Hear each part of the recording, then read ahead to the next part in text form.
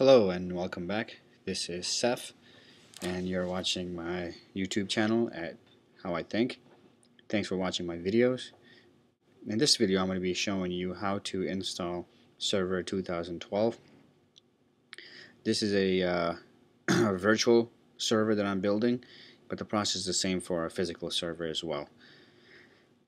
So we're going to go ahead and get started. Remember, Server 2012 is a 64-bit platform, so just like Windows 2008 R2, you want to have to make sure that your server is capable of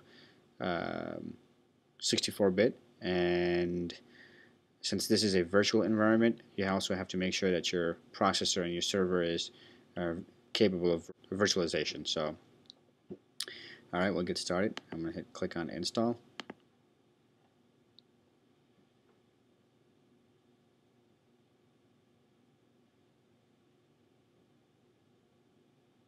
Alright, we have four options to choose from. And we have the core, which is just a bare minimum. There's nothing on it. It's all PowerShell based.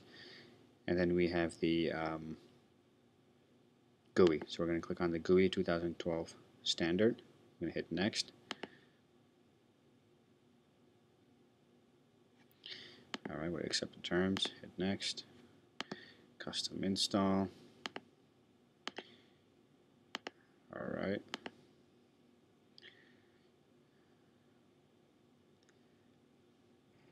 Since this is a virtual machine, and this is just for demonstration purposes, I'm going to keep everything bare minimum, just for video sake. See, the default virtual hard drive is 127 gig. It does create a system reserve partition. Just hit next, and this is where the files will it'll copy all the files and the installation will begin.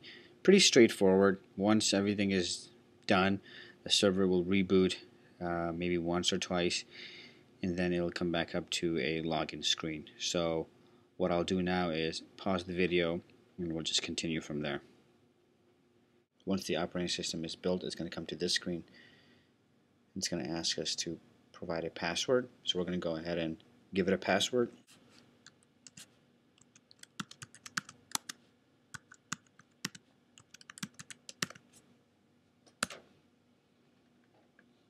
Hit finish. Is going to go ahead and finalize the settings for you, and this is how the login screen looks like. We're going to go ahead and log in.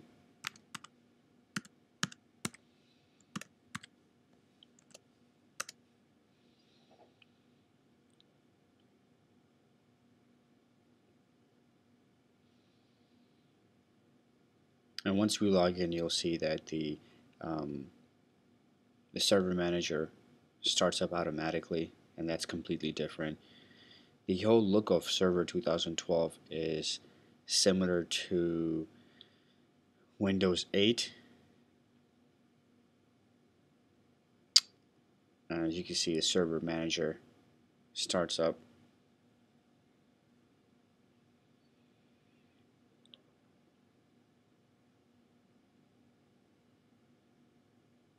And this is how a server manager looks like for this in Server 2012.